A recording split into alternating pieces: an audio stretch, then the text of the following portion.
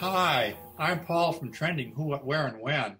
Today I will be speaking with the multiple award-winning author Lorraine Evanoff about her book, Pinot Noir. Lorraine will be joining us from Annapolis, Maryland. Tell our followers your favorite spots in and around Los Angeles where you take your family and friends when they come to visit you there. And you sent us a really nice long list of interesting places. Oh yeah, it's, you know, as I say, the more touristy, the better. When I was in Paris, I went to the Eiffel Tower. I took people down, you know, the River Seine on the Bateau Mouche. So Los Angeles, I have to do the typical touristy spots, of course, Hollywood Boulevard and the Grauman's Chinese Theater. And then I go to the Beverly Hills, you know, the big long streets with the palm trees. Hi, this is Lorraine Evanoff. Here's me in my yard in the Los Angeles area next to my hummingbird feeders, my all my critters that come to the yard.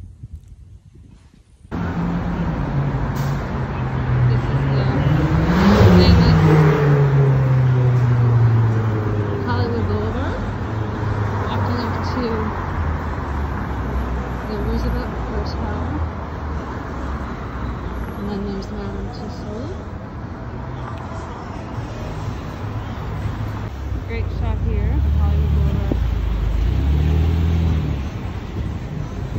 Grauman's Chinese Theater.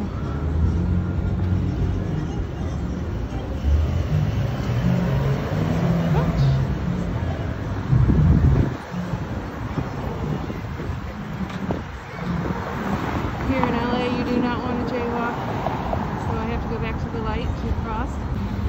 See some big stars, Betty Foster.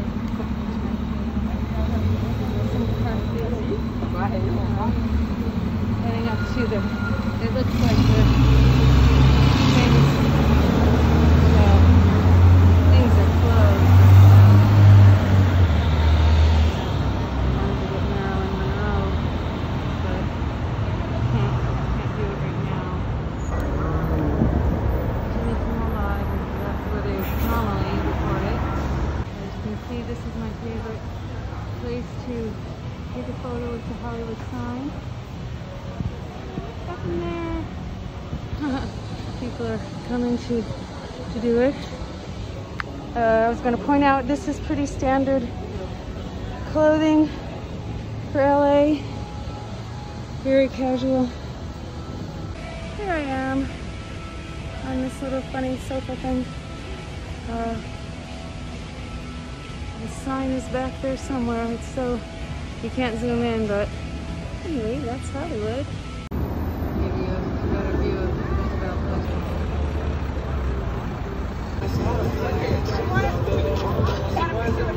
And like, and then of course I adore the beach. I play volleyball regularly, beach volleyball, all the different beaches from Santa Monica all the way down to, you know, Manhattan Beach and Hermosa Beach, and Malibu, of course, is gorgeous. Yeah, and the Walk of Fame is fun. You know, have to look at the handprints. Everything was kind of closed right now, so the pictures you saw, you could see we're barricaded for the big ones. There's Marilyn Monroe, who was my favorite. You sent a picture that your brother is a certified big Humvee tour guide. Yeah. Oh yeah. Oh my goodness. I'm originally from Chicago, and I moved my mom and my brother, who takes care of my mom, out to Palm Desert some years ago. Oh, and wow. So yeah, so he's always been in he worked on a dude ranch at one point in Colorado. So somehow he got this job. He got certified. You have to get a lot of certifications, like you know, medical, being able to do CPR and all of that. And also you have to get a lot of knowledge about national parks, and he got this job driving the big Humvees in Joshua Tree. It's so fabulous. I've been on 4 tours so far. I just love it. You know, it's such a magical place, and the whole desert, you know, outside of Los Angeles, Palm Desert area is so magical and zen. You just get a whole different energy there. I really love it. Actually, it turned out to be kind of a really cool place to have moved my mom and my brother. That's a nice area. It's really beautiful there. Some historic places in Palm Desert from, you know, the 50s and all the great old Hollywood places, which I love too. And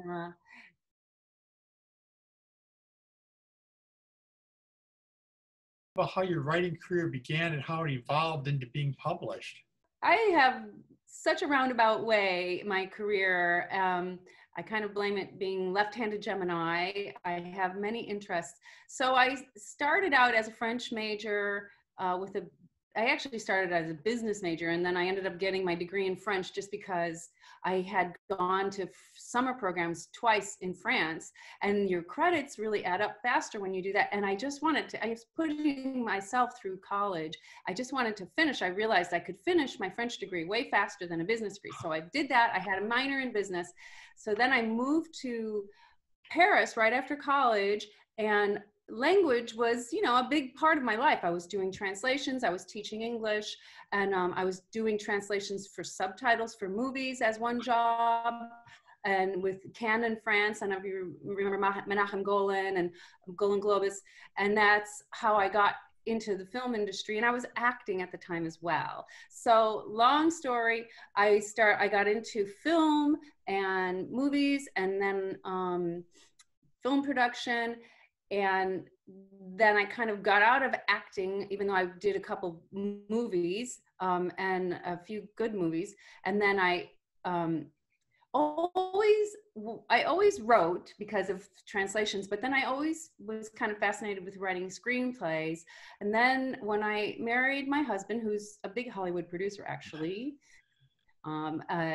he would read my screenplays, and he's like, your writing is much more conducive to novels, which I think is true, because I kind of maybe, I don't know, give too much detail or something. I'm not really sure, but it made sense to me. And so I always thought of that one story when I lived in Paris about that banking scandal, because my friends were working in that bank, BCCI, at the time, and it was such a huge scandal. They lost their jobs. It was kind of a big shock, but it just disappeared. And then in the meantime, I had gone back to get my accounting certifications, worked in Silicon Valley as a finance, CFO, and in public accounting for pre-IPO, these startups during the dot-com era. So I had this finance background, and I knew Paris. And so when I finally got to a moment in my life where I could write my novel, that made sense. I was going to use that as the real true story behind, you know, the historical fiction. And so I created Louise Moscow, who's, you know, a finance person. It makes sense. And then I wrote this whole story around that banking scandal. And, you know, it was my biggest goal was to make a banking scandal or a finance story interesting.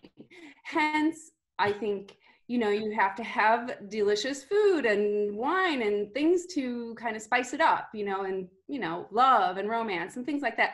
So you're taking really pretty complicated stories and details and making it fun to kind of keep the story moving forward. So that's been the big challenge and the fun part.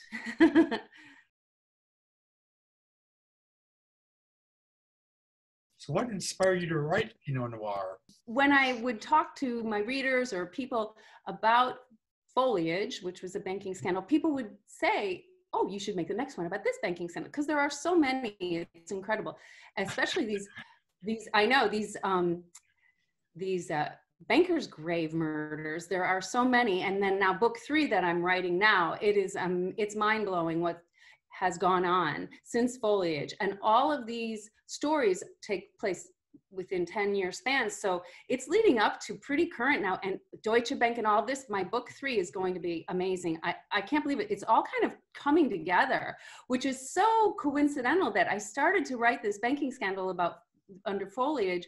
And it's all linked to all the way up to Deutsche Bank and all the other Magnitsky Act, you know, Bill Browder's Magnitsky Act about the, you know, the Russian scandal. And it's all leading up to that. So anyway, so for Pinot Noir, I knew the title already. My mother actually, when we were doing a book tour, she came to Chicago and we were at a book reading, and she said, you should call your next book Pinot Noir. And it just stuck with me because of film noir. And so I already knew the title. And then I already knew I was going to do this one around the Edmund J. Safra murder, because it's never been solved. It's amazing, horrible, you know, situation. And so I already knew those two elements. So then I just do my research and see where it leads, really. And that led to those real life human trafficking scandals.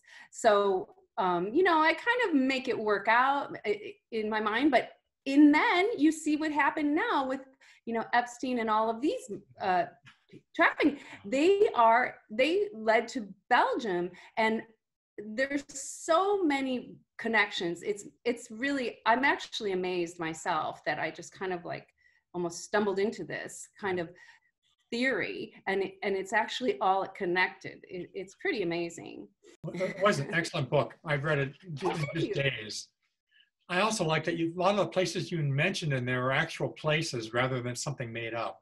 Because I kept looking up, I thought that's an actual hotel and an actual place where there's art. Always, yeah. I like books. They make up places, so it makes it less interesting. But these are places we're familiar with, or have been to, or do want to go to after reading your book. I agree. And then I went to Burgundy, for example, right before, you know, a couple months before I was going to publish Pinot Noir, because in fact, I had never been to Burgundy. I'd been all over France, obviously. I lived there for 7 years, but I hadn't specifically been to Burgundy, which is funny because I love Pinot Noir and wine, which is basically, you know, the main region of Pinot Noir. So I went there and I was just a little nervous, like, did I really capture the essence? And I was pretty happy with just my research, but then I tweaked it a little bit, and then I got all those great photos of Burgundy, which is just a stunning place. But yeah, and of course I'm going to use real life places. In my mind, why wouldn't you? There's so many wonderful places in the world. And there especially. Okay, well, tell us about your book, Pinot Noir. Okay, well, Louise Moscow, my heroine, is 10 years after the BCCI scandal, almost 10 years, because, you know, by the time the stories last a couple years, it's right at the time of 9/11.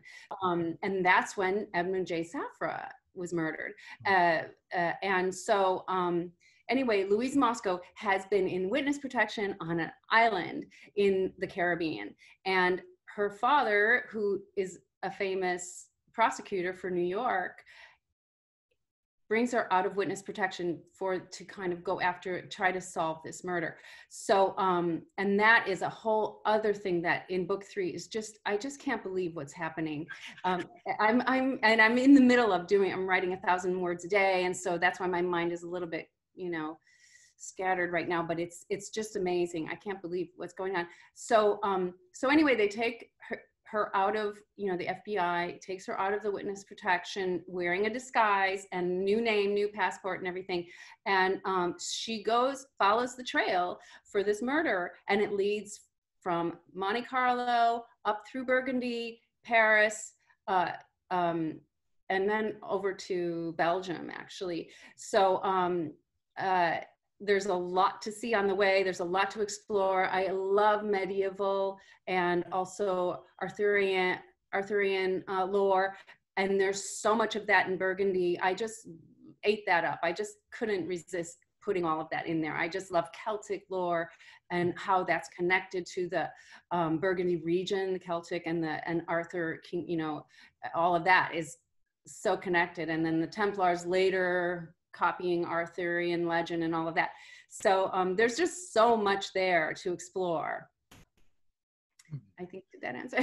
So anyway, and then I tried to actually solve the murder, which, you know, I always overdo everything. I always go for the gold. But I didn't solve the Safford murder. It's pretty much been solved according to everybody that, you know, that knows the story. But what it led to was really fascinating. Like I said, those sex trafficking rings. And, you know, obviously I go far and wide with my own creative solutions. So no spoilers, I'm not going to say, but one of my readers was just like blown away by, they're like, I cannot believe that ending. That's just crazy. It was different. Wow. And so you're going to give us a similar summary in French.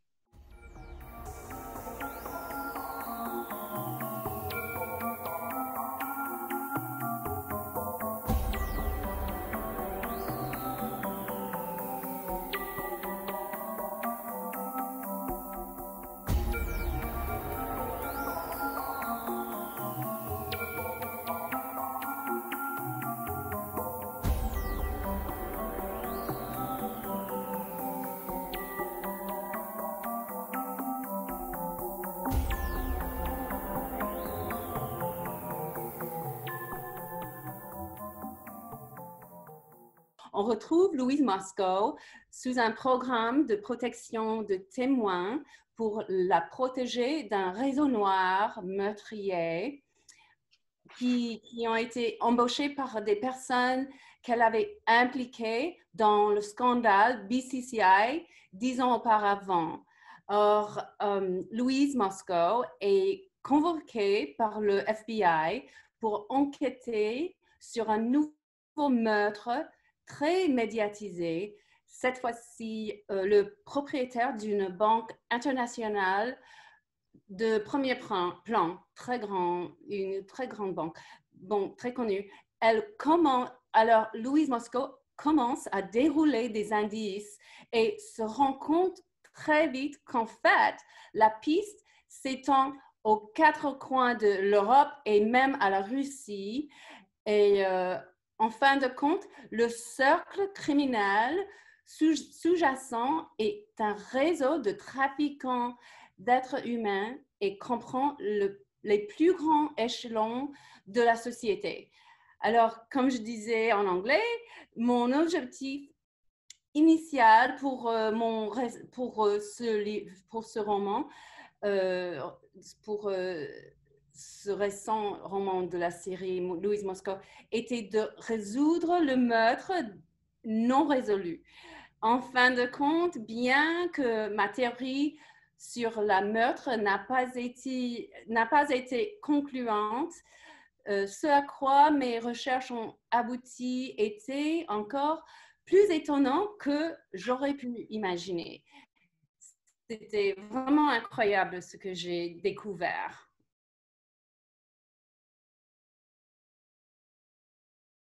You'll have your third book, the title in December, so it means the book should be available maybe January. Well, it's funny how these things always take longer than you hope. So I think I'll have my first draft in December, honestly. And then you go through a lot. And how these things are, you do the title reveal. So I'm gonna, and I do think I have my title, but I'm still gonna hold off. And I always do a color that goes with the title. So the burgundy color for Pinot Noir, the green color for foliage. So my color, I'm pretty set on. And I'm pretty excited. It's just a little premature. So I'm happy to announce it to you eventually, if you ever want. Please I'll do. let you know.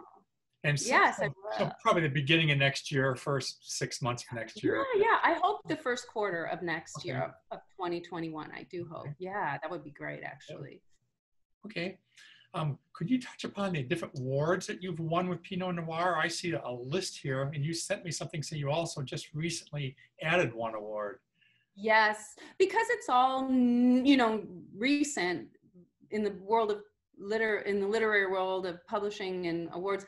The awards kind of come out over the course of the year. So the Reader's Favorite Book Award, which that's the most recent one. I absolutely love that award because book one, Foliage, runner-up kind of award for that one, but this one won the full award in mystery, gold medal award for mystery. So that was really exciting. I see two other ones on my list. I see the Book of Excellence Award and yeah, the Book Excellence Award I absolutely love. I love that organization. And that one also won. So Foliage won kind of runner-up in that one as well. And then it won the full award in mystery for book excellence. And then the Bragg Medallion honoree was a really big one because that is hard to get too. I mean, they're all really hard to get. But that Bragg Medallion one, I love that organization. And they really, the books that you find on their in their awards are just wonderful, especially the historic fiction books with Bragg Medallion. They're just really great reads. I mean, that's a great resource to go to any of those for the awards. If you're looking for books, I would go to those, all of those, because they really vet the books, and all the books are fantastic that I've read. I've actually read a lot of books from all of those awards. Yeah, that I've actually met authors through those awards, that I've read their books, and they're all terrific. So yeah, it's a good resource for finding books. I'll have to use that, lean on that more. It sounds like a good resource. So we're going to ask you to speak a little bit about what's involved with getting into and being successful in screenwriting. Ooh, oh, that's a good question. It is just, and they all say it, never give up, because there's so much competition. I also find the difference between screenwriting and literature so different. Screenwriting, they're not as helpful, and the literary world, authors are all so helpful, so much more. I feel like screenwriting, it's kind of a little bit dog eat dog. But anyway, the main thing that you want to have is really belief in your project. And this project that I have now, it's almost in pre-production. It's almost getting ready to cast. It's got an amazing director attached. It's also top secret. It's another true story that I've been following for a long time, and I got the book rights through my friend. We co-wrote the screenplay, and it is a legal drama. It's an amazing, it's going to blow everybody's mind. It's an amazing story, a very important, socially important story. And I just have to keep it under wraps because it's also a very controversial story. So we don't want to attract any attention to it right now. So it's going to be, I will tell you about it first. I'll let you know first. And so anyway, the thing is, I have been doing drafts of that screenplay for, I want to say 5 years now. And finally, just last year, I got this co-production deal with an amazing film company. And so you just don't give up, because because it was so controversial, also, no one would touch it. It was really amazing. So timing is also incredible. Timing is everything also, because, you know, they're always going to just be like, oh, nobody's going to want to see that right now, or nobody's going to want to touch that right now. And then all of a sudden, everybody wants to do it. You know, it's such an important storyline that now the people that I'm doing the co-production with, the film company, they're like, how could this not be already have been done? You know, so it's that important. So that's another thing, just the timing, that's why you don't give up either, because you never know when it's going to be the right time. And I just never gave up. I just believed in this story so much. And so we should be shooting in Australia. It's an Australian co-production. I know, but it's mostly interior. So there'll be some second unit photography in probably Los Angeles or California, because, you know, you need some establishing shots of certain areas. in California. So yeah, it's going to be amazing, and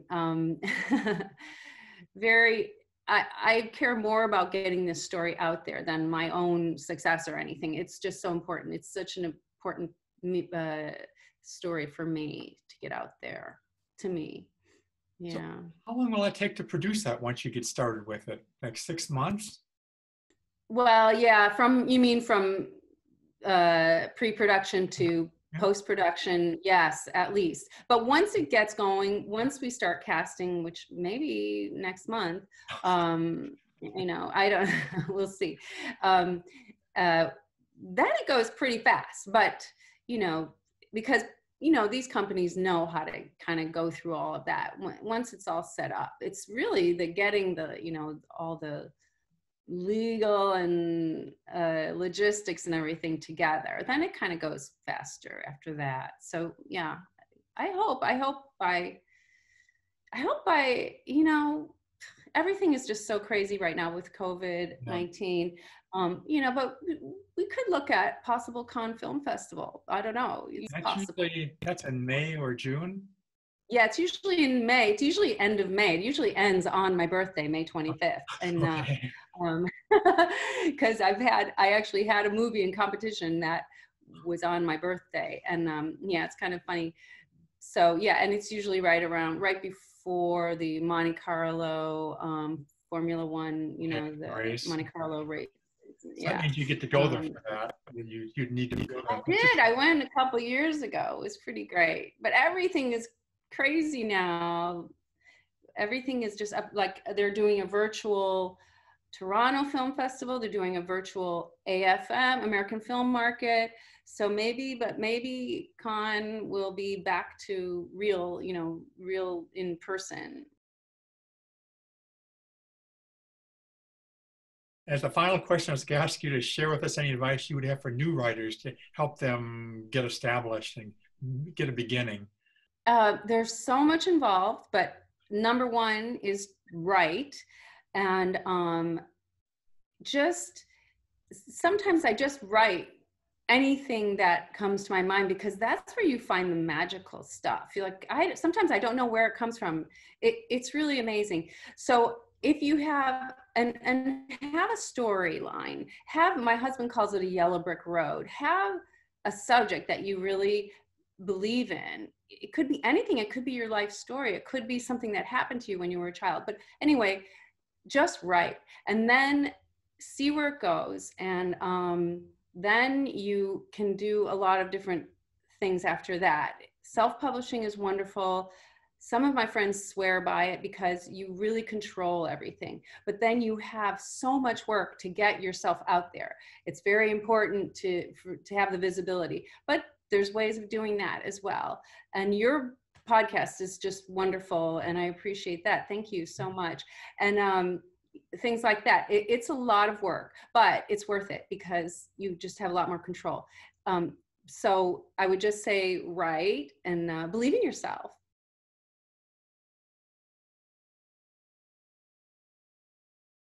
Well, I think you do a lot of traveling, so you're fortunate. I think you're going to France, all these places, and going to Cannes for the festival. I'm sure that you must get treated really well when you go there for the festival.